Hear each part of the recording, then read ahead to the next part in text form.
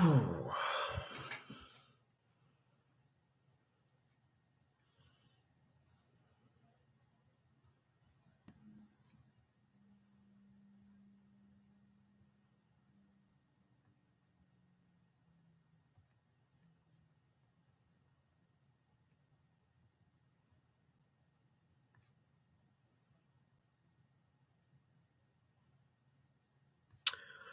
welcome.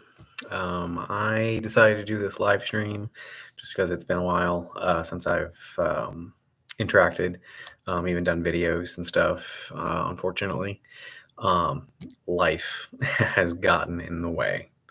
Um, but things are a little bit different now. And I'm gonna be able to actually work on some of my theory videos. And just kind of as a treat, I figured I could do a live theory interaction with anyone who ends up watching the live stream. We can discuss a live theory. We can even talk about rebirth if anyone wants to talk about that. I know there's a lot of hate over Final Fantasy Rebirth. I don't know why. Um, I think it's a fine game. I think the story is fine. Is it true to the original? Yes and no. Obviously, it takes some creative liberty to kind of, reach out to a newer, fresher audience, and there's nothing wrong with that inherently. Like you know, gaming has to apply to everyone. It can't just apply to one or two people. With a specific mindset. Hold on, my camera is just absolute trash. Um, but I'm trying to mess with my hair. Um, but you look at Nintendo, okay? They fell into the trap of they made their games all cutesy and it was aimed towards kids. And what happened? Nintendo kind of tanked. They are not the empire they once were. So Square Enix is trying to avoid that by they're trying to make Final Fantasy, which is their most popular video game. They're trying to make it appeal to many people. So a lot of OG fans aren't happy with Rebirth, and you know what? That's okay. You can be upset with it. I am an OG. Like Final Fantasy VII was my first Final Fantasy. I absolutely loved it. It is still my favorite game. But I have loved Final Fantasy VII Remake, and I've enjoyed Rebirth. I have yet to beat it because I am actually stuck on Sephiroth. He is proven to be quite annoying, and it's my fault. I was arrogant and thought, oh, they'll be. One second.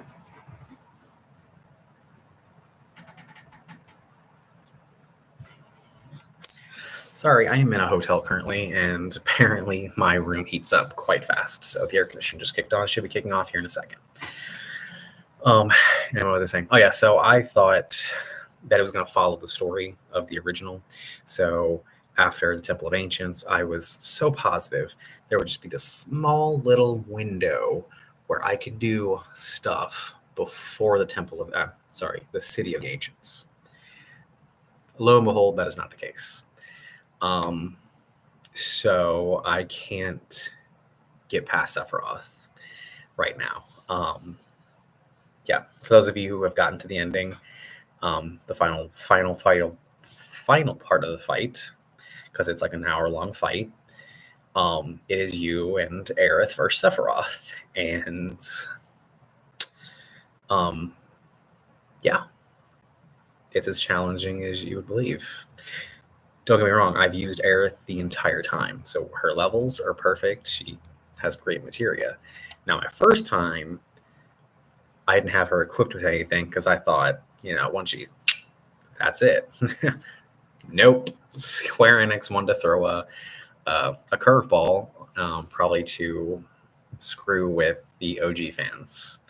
I'm gonna beat it. I am, I swear, because I want to see the ending. I haven't seen it yet, but overall, I've enjoyed the game a lot. I think it had a lot of great things involved.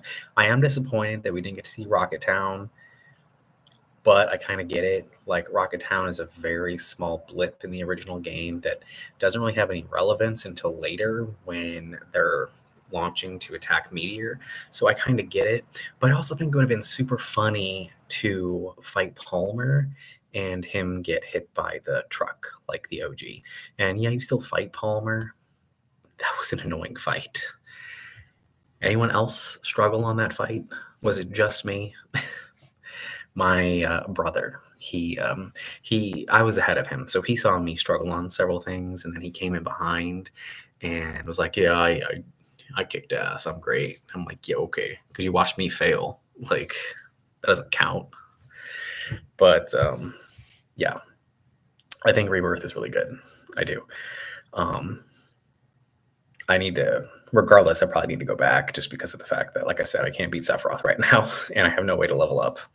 So I might go back, just restart the whole game again, um, and really just take my time because, I was so excited about the game, the story. I was not about to do all these side quests and stuff. Like, the only side stuff I really did was with the summonings, which was a pain in the ass. And I got them all except Bahamut and Odin.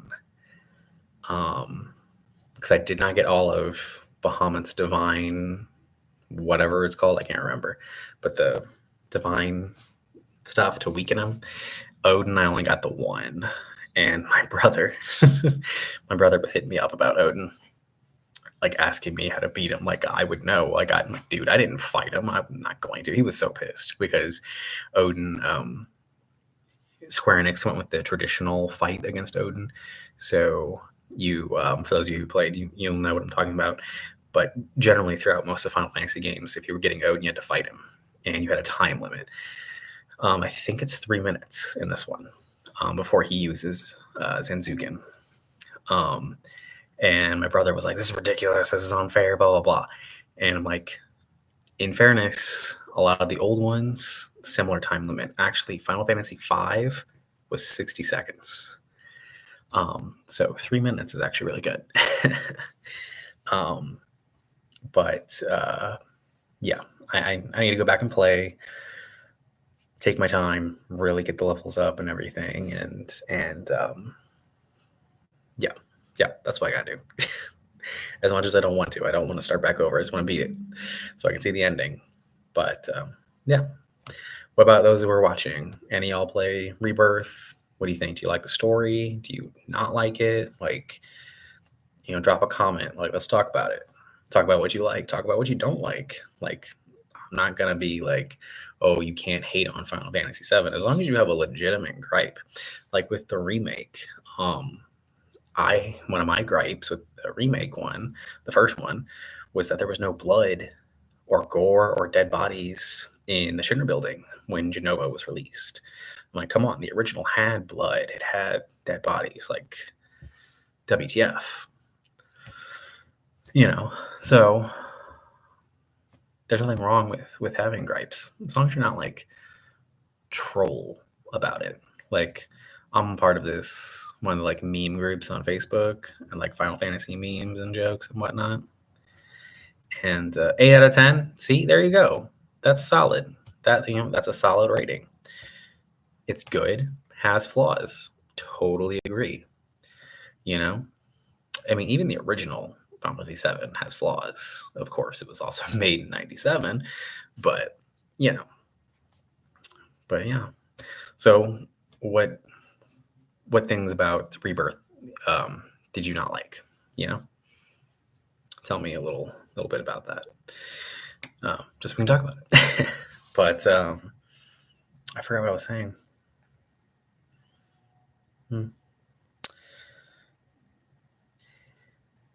Yeah, I agree.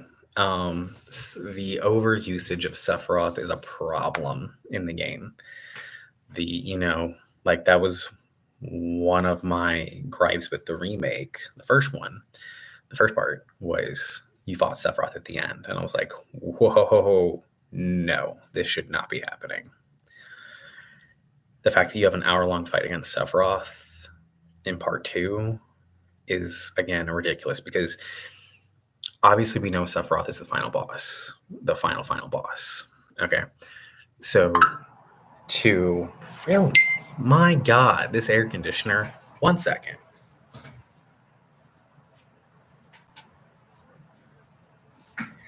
Okay, just turn it off. But to have Sephiroth for an hour-long fight, and Bizarro Sephiroth at that, they don't call him Bizarro Sephiroth, I forget what they call him, but to have Bizarro Sephiroth in the final fight, you can't put him in part 3. It's going to be cheap if they do. So you can only have Safer Sephiroth, which is fine. Safer Sephiroth is awesome. But it's frustrating because you've taken this great villain and you've made him somewhat cheap. Because in the original Final Fantasy VII, you hear about Sephiroth from the beginning.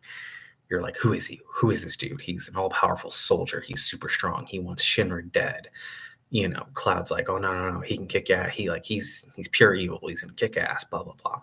You don't ever fight Sephiroth. You only ever fight Jenova. Okay, so you get to this point. The only experience you have with Sephiroth in fighting is when you see him in the flashback, and he has level 3 everything, and he kills a dragon in 1 hit. Okay, like perfect setup. You know, the few times he shows up throughout the game and he causes chaos and stuff makes him great. And then you get to the final fight, and what is he? All powerful. And what they're doing with the remake and Rebirth is a shame because you're making Sephiroth less than he is, and it's so unfortunate. Like, they should be doing stuff with Jenova, or like, where is the what are they called? The experimental soldiers from Dirge of Cerberus that they brought in on the DLC on the remake that were not mentioned in this one at all. Where's Weiss? Where's Nero? What are the other ones? Rosa the Crimson. There was the little one. I can't remember what her name was. The other dude was something Azure. I can't remember. It's been so long since I played Dirge of Cerberus, which is a great game, and I want to play it again. But it is what it is, I guess. Yeah. But yeah, no, Sephiroth definitely. They well, I mean, now there's nothing, you know, we're on the 3rd game, so he is the final boss. So yeah. I was a little disappointed in Rebirth, the whole weapon part. I'm like, what is this giant fish and why is it a weapon? Like, it kind of cheapens the weapons we know of, unless we're assuming the characters are all just assuming these are weapons and they're not. But either way, it seems like it cheapens it a little bit. I don't know. I'm trying to think of anything else. I really enjoy the Temple of Ancients. I was really surprised. Playing as Aerith was a bit annoying, with the whole bending the live stream to her will thing. That was irritating. But I still enjoyed the temple overall. I also really enjoyed how the game showed Cloud breaking down mentally, you know, and how his connection to Sephiroth was screwing with his mind. And like, because in the original, you know, you had like, they did what they could, but they were limited at the time with the technology to really show just how much Cloud was being affected.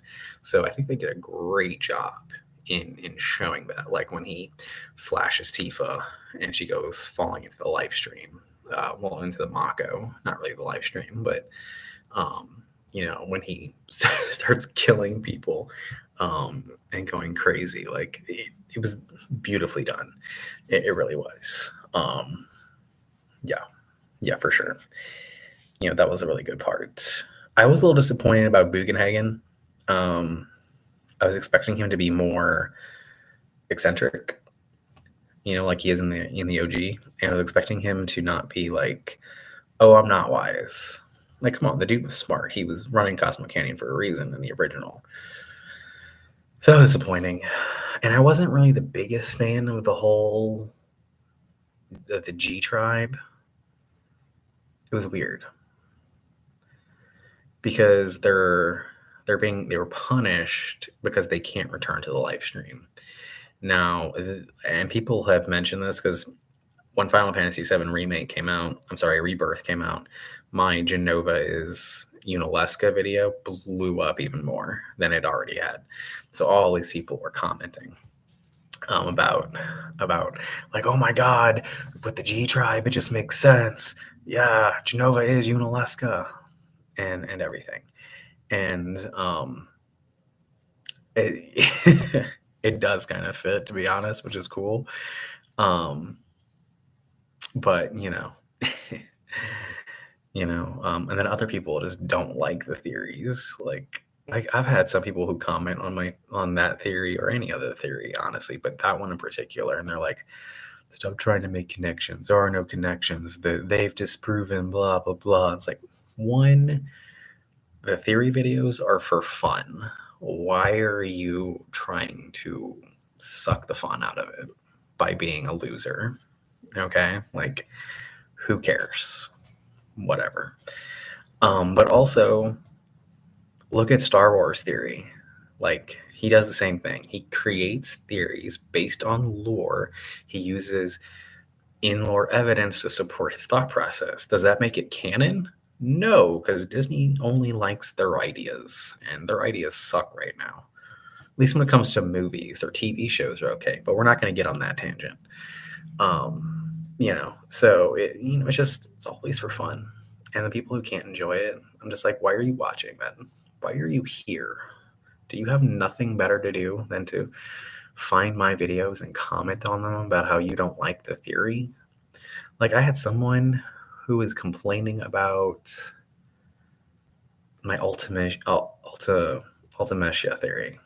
Ultimecia. I don't care how it's pronounced. I've heard, I think, I want to say Desadia said Ultimecia. And that's usually just how I pronounce it. I don't like it. I prefer Ultimecia, but it is what it is, right? Yeah. Forgot what I was saying. Oh yeah, no, they're commenting because they didn't like the fact that I said that Ultimecia is the real winner of Final Fantasy VIII because she's stuck in a time loop, but she gets more powerful with each cycle. It's like, oh, okay. I mean, I could be wrong, but I mean, based on the lore of the game, it's a plausible theory because in the lore of the game, the current sorceress or sorceresses, depending on how many there are, have the power of all the previous sorceresses in that line. Okay. But usually the next sorceress has their own innate magic as well. Okay. That's because the sorceress kind of looks for someone with power in some way to pass on their power. Okay. So we know on the in-game lore, Ultimecia or Misha, however you want to call her, is the final sorceress of that world. So she has the power of every sorceress that ever lived. She dies. What does she do? She passes on her power to Edea. That power of all the previous sorceresses are now thrown into the past. A power that wasn't previously there. So now you have that previous power plus all the other power, and it just continues in an endless cycle and gets stronger and stronger. That's that one theory. I really like it. I like my theory. Obviously the Renoa is Ultimecia is one of the most prominent ones, and it's a good one.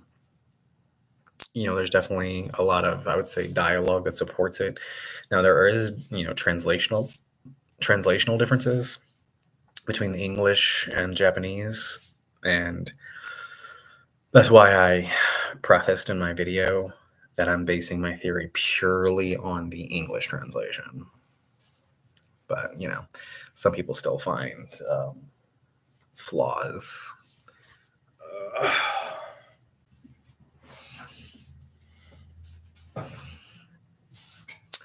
All right. So as far as like what's going on with my videos and whatnot, I know I've not put any theory videos up in a while.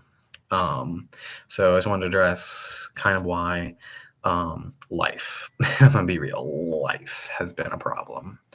Um, I got into a job that gave me no time to myself. So even though I had ideas, I couldn't take the time to jot them down and make the videos because it does take me a while to do these theory videos because it's just me. And I don't make enough money currently off of my videos to make this my full-time job. I would love to do that. So until I get to that point, my videos are a little bit sporadic, but I do have a new job now that is much more stable time-wise. So I will be able to start working on my videos again. And I got a few ideas for sure, especially now with Final Fantasy 16 in there. Got to add that into a theory. Got to add 13. Ugh. I don't like 13 at all. At all. But that's, yeah. And before anyone feels the need to say something stupid, it has nothing to do with it being a female main character because I loved 13-2. I thought 13-2 was great. And your Lightning sister, Sarah. Yes, you do have Noel, but Noel is a supporting character. Because at the end of the day, it's all about Sarah. So Noel's just a supporting character. So I liked 13-2. 13-3 was okay. Weird as fuck, though. Like, I swear to God, when they wrote 13-3, I swear they were tripping on something. Like, I think they were like high as F, and they were just like drawing ideas out of a hat. Because I mean, how else do you get a story that has Viking mythology, Jesus, and like it has like multiple religious themes mixed in, and it's weird. But hey, weirder things have happened. I don't know if anyone's ever watched Angry Video Game Nerd, but I remember he talked about the oh my god, what is it? Space Mutant Space Penguins or something. An old game for the Atari Jaguar. When did that come out? I think it came out in the 80s. I don't know. Before I was born. But yeah. So, there's always going to be some weird games. So I guess 13-3 is not as weird considering, with compared to that. But, what is your favorite Final Fantasy? Feel free to drop that one down below. Let me know. This video brought to you by Fanta Orange Soda, because why not?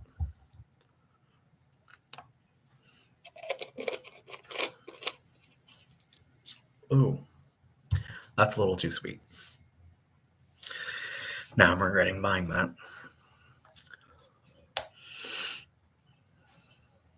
But I guess for upcoming theories, like I said, Final Fantasy 16, I'll have to come up with some stuff, which I actually did. I just haven't written anything yet.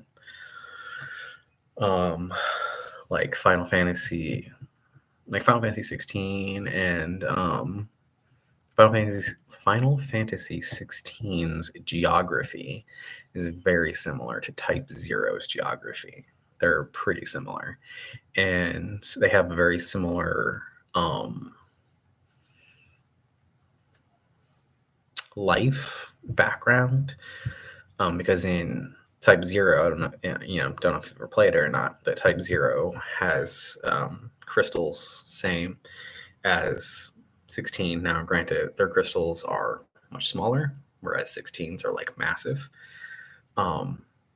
But Type 0s, they're alive, more or less. They're sentient, I should say. And they they pick who they want to be, let's see, and whatnot. And they serve the crystal until their focus is done. And once their focus is done, they turn into crystal themselves, which sucks. Type Zero is a vastly underrated Final Fantasy game. It's really good. I will say it does cycle a lot, but it's still a good game, truthfully. It really is. 100% recommend it. But yes, I will be coming out with videos soon. Theory videos, because it's something I enjoy doing, and it's something that I know people like, and because who doesn't like a good theory, especially about a popular franchise. And with Final Fantasy's lore being as extensive as it is, there was like a fumbling of words there. As extensive as the lore is, countless theories. Now, I do want to add other games into my repertoire, even though I am called Final Fantasy Theory. Kingdom Hearts is obviously a solid choice because it's still within the realm of Final Fantasy. But I think there are other games too that I can add, and I think people will enjoy. But for now, obviously going to stick to Final Fantasy. But I will be getting out videos soon. I really will. Yeah. And I think y'all will like them. I think it'll be fun.